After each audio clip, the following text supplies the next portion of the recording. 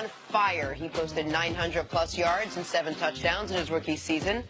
He's also proven to be a pretty great follow on social media. Check out his latest post. This is Juju's dog, Bougie, sneaking out of his cage. I know CC's tweeted this out yesterday. Oh, look at that! Look at that leap! That's the vertical leap at the combine. Very nice. Back legs, very, very strong. Wait, does he get all the way Little up? short. He's got the prototype, though. You know, a little shorter than we like. He went in the 3rd round. He's eyeing those starbursts on the table there. Cece, you don't have a dog. You're not a huge fan of dogs. No. But that dog could hang out with you. That little guy, little French bulldog, I'm some personality. no. Look at how cute this guy is. Personality? What do you mean? He talks or something? I mean, he's clearly got some personality. Dogs have personality. You don't have to be able to speak that personality. He's ambitious, adventurous. You have a dog, Nick, don't you? Yeah, a little 12-year-old miniature schnauzer, Mo. Yeah. Mo's got personality. Oh, Mo's got personality. You know what? He sits next to the man of the house. Oh, so when I come over to watch a game, Jenna, you're such a bad he's person. over by Nick. You're such a bad person. He don't even know me. He runs over and sits right at my feet.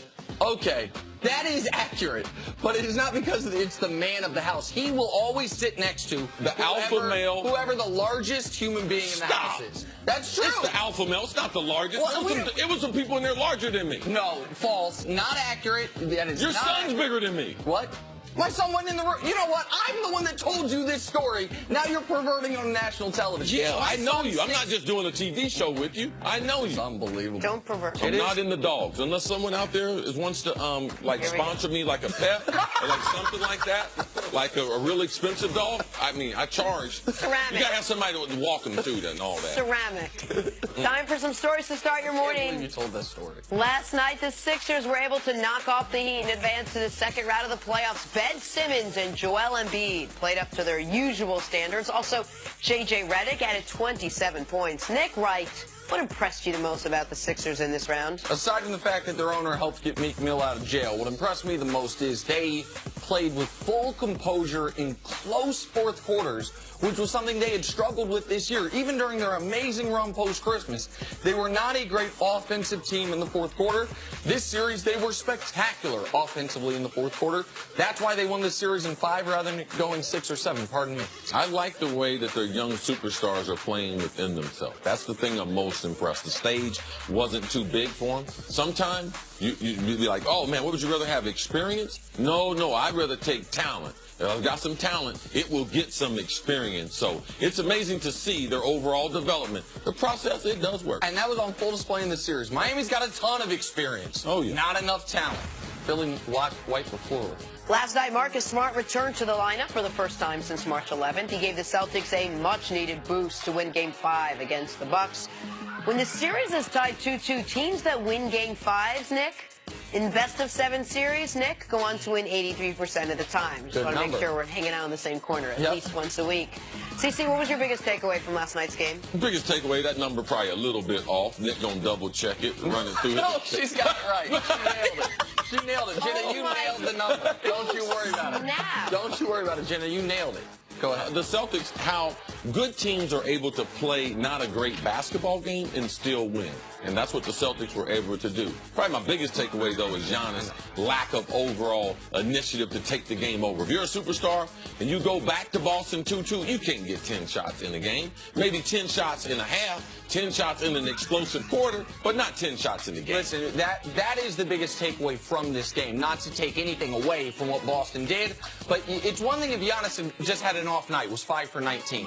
Giannis going 5 for 10, that shouldn't happen. That's partially on him. That's partially on the coaching staff. I'm very excited to see how Giannis looks in Game 6. The home team has won every game of this series. That then becomes the latest, biggest game of his career. Oh, he's going to explode. He's going to go back to Milwaukee and get some of them tacos he was trying to get after Game 4. Okay, fair enough. Moving on, the Warriors needed every minute to close out the Spurs last night. They did it without Steph Curry. He'll miss at least part of the next round with that knee sprain. Speaking of the next round, the Warriors will face one of the hottest teams in the West in the Pelicans in round 2. That begins on Saturday. CC, how much of a challenge do the Warriors face without Steph now. It's a tremendous challenge. How do the Warriors maintain home court advantage without Steph? They got those first 2 games at home. The Pelicans, if they're able to win one of those games and get everything back to New Orleans, that crowd there, I believe we won't see an atmosphere that will be better than that in the playoffs. If they go back there with a 1-1 tie, Steph out of the lineup, if Steph decides to come back there. So I believe those first 2 games become very important for the Warriors to send a message that we know we're not as good, but we are the reigning NBA champions. Listen, the Pelicans can present a real challenge for Golden State, but there are a lot of ifs. If they stay out of foul trouble, because they only really go 4 players deep. If Anthony Davis not only maintains his 33 and 12 on 57% level of play, but maybe extends that a little one step higher, and if Drew Holiday continues his extraordinary two-way play, then the Pelicans, I mean, they could take this thing 6, take it 7, maybe win. Like, a lot of ifs, but there are the pieces in place to do it. Yes. All right, tonight the Cavs will host the Pacers in a pivotal Game 5 matchup. Cleveland favored by 6.5 points, so clearly Vegas thinks that they'll win. I'm going to take the parlay without the vig. Here's what Cavs head coach Ty Lue had to say about the tough first-round series against Indiana. I think it's good for us. I think, playing this team, they're a physical team. They get up and pressure in the backcourt. They make it tough on you offensively. It's just not easy. So I think it's good for us, in this first round to have a good competitive challenge, and they're a good team. We feel like, it's a best-of-3 type deal and or type series now. And, at the end of the day, if it comes to it, we got 2 games at home. So, we like that advantage. And we're going to use that to our advantage tomorrow night. All right, Nick, break it down a little bit. What do they need to do tonight that they haven't done so well in the last couple days to get Game 5? Hit shots and finish. Like, the defense, we talked all year, could the Cavs defense flip a switch? Well, through 4 games, it looks like it has. The accounting for pace, not just because they're slowing down, accounting for pace, defensive efficiency, Cavs are 5th best team in the playoffs. The reason they're in this dogfight is because offense, somewhere that they've never had a problem, they are 15th out of 16th teams in the playoffs. And that's with LeBron averaging 33, 12, and 9 on 54%. So hit shots, and then I say finish. Zach Lowe, who Chris Broussard mentioned earlier, made a really good point this week. That if these games were 3 quarters, the Cavs would be up 3-1. But it sure feels like if the games were 5 quarters, the series would be over. That they would have lost all of them. That the Cavs have been limping to the finish line in their 2 victories. And obviously in one of those games, that is a 17-point lead, and they blew it. So hit shots, which I don't know how much you can control, but finish the game. Come out in the 3rd quarter with some sense of urgency. Those are the 2 most important things to me. Yeah, I'm not surprised that they've struggled in the first 4 games. This has been a very, very odd season. And it started with training camp. So they really haven't had a great extended period of time where the team can bond. Where does the team bond? At training camp. Who gets hurt first? 2nd day. LeBron James twists his ankle. Then we go through, is IT going to come back? Oh, man, IT, we're trying to get him back into the lineup. All right, get him back into the lineup. Then we go through another trade. All right, then at the end of the seasons, we got multiple injuries. We got all these different lineup changes. So for me, I believe that they can have a different game plan in this best-of-3 series. And they can get a game plan off of what happened, because Kyle Korver is more dependable. Let's run more sets for him, especially early in the game. They have to get Kevin Love involved in the game. So I just believe Kyle Korver and Love have to be involved in the first quarter. I believe that's the game plan that will lead them being successful. And LeBron's just going to do what he's got to do, keep up the defensive intensity. But offensively, they got to shoot the ball better to be able to close out the Pacers. I love hearing who you think the starting 5 is going to be, because obviously it always seems to change. Well, listen, that is an important question here, because we don't know how healthy George Hill is. George Hill, even if statistically he hasn't been great, if you look at their 5-man lineups that include George Hill and the ones that have Calderon or Clarkson in place for him, they're 2 different teams. They have been much, much better in this playoffs in a short sample size with George Hill on the court. We don't know if he's playing tonight or not. Like, you don't want to be starting Jose Calderon in a playoff game in 2018, even though they're like 26-9 with him in the starting lineup this year. So that is something thing. I don't know who's going to be the starting point guard. I know after that it'll be J.R., Korver, LeBron, and Love. And rotational players. You don't know if they're going to play Tristan Thompson. He gave him a huge boost in game number 4 in a short spurt there.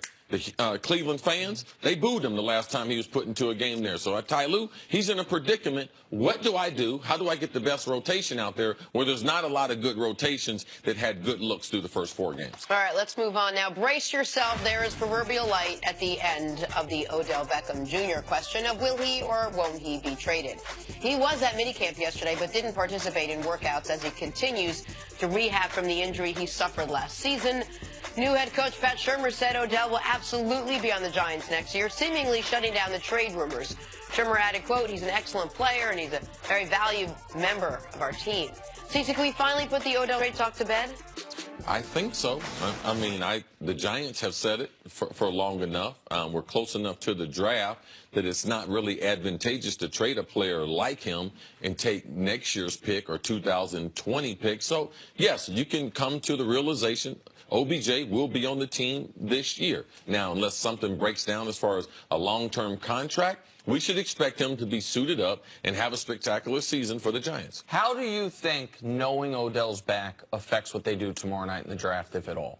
Does it make them more likely to try to take a player that can help them right now, like Saquon or Chubb, either of those two guys, if they stay at number 2, or as opposed to taking a quarterback, as opposed to trading back in the draft? You mentioned Denver maybe wanting to move up. Like, how does the full belief Odell's going to be here, we're going to have him, we're going to have Eli, how, if at all, in your eyes, does it affect the draft? I don't think it affects them any, because if they think Eli is going to play several years, Odell being there, that's irrelevant. Like, if they think they're going to sign Odell to a contract, like, it's irrelevant. They need some bodies. They need a running back. They need an offensive tackle. They could use another rusher. Like, they got issues that are absent of what Odell is. He should have no effect on who they pick and what number they pick him at. And so my takeaway from hearing this was I'm glad common sense prevailed for all parties involved, because Odell is better off being in the Giants than being with any other team.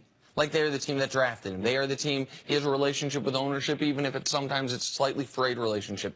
I understand, like, I've been critical of Eli. Eli's not one of the 5 or 8 or maybe even 10 best quarterbacks in football, but there's a lot of quarterbacks a lot worse than Eli Manning. He also plays much better when he's throwing to Odell. Oh, absolutely.